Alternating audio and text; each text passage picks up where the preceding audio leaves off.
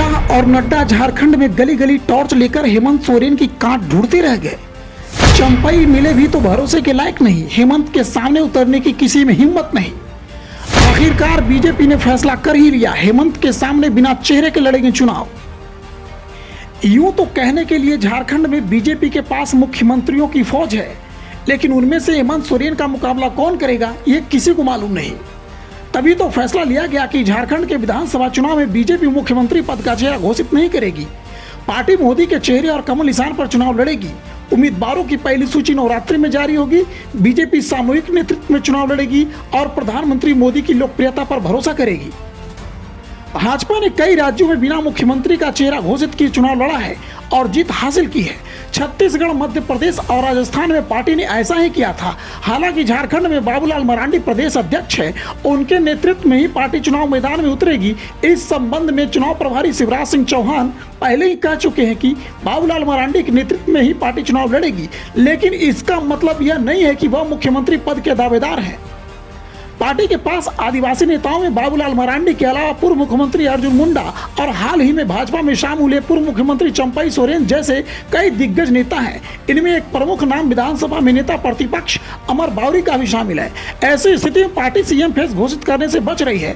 बताया गया है कि अगर पार्टी किसी को मुख्यमंत्री पद का चेहरा घोषित करती है तो चुनाव से पहले ही गुटबाजी शुरू हो सकती है। एक दूसरे को हराने में नेता लग जाएंगे, इससे पार्टी को नुकसान हो सकता है। इसलिए पार्टी सामूहिक नेतृत्व में चुनाव लड़ेगी। इससे सभी दावेदार पूरी ताकत से चुनाव लड़ेंगे। वे चाहेंगे कि उनके समर्थन में ज्यादा से ज्यादा विधायक जीते। भाजपा की रणनीति कि वह प्रधानमंत्री मोदी की लोकप्रियता और अपने कामकाज के आधार पर वोट मांगेगी। पार्टी को उम्मीद है कि जनता एक बार फिर उसे मौका देगी।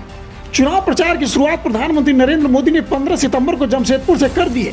वहीं भाजपा की ओर से उम्मीदवारों की पहली सूची नवरात्रि में जारी कर दिए जाने की संभावना है।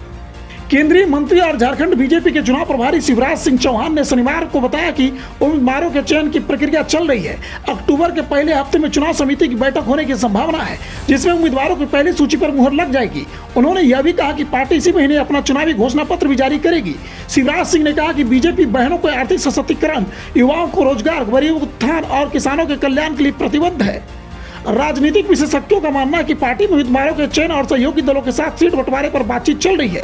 उम्मीद है कि इस महीने के अंत तक तस्वीर साफ हो जाएगी। झारखंड विधानसभा चुनाव में बीजेपी का आजसू पार्टी और जेडीयू के साथ गठबंधन तय है। इसके अलावा जीतनराम मांझी की हम, चिराग पासवान की लोजपा आर और एनसीपी अजित पवार की पार्टी के लिए भी बीजेपी एक एक सीट छोड़ सकती है।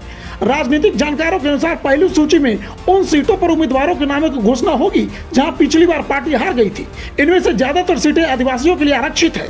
2-4 सामान्य सीटों पर भी उम्मीदवारों के नाम घोषित किए जा सकते हैं। ब्यूरो रिपोर्ट, नया भारत टीवी, नई दिल्ली।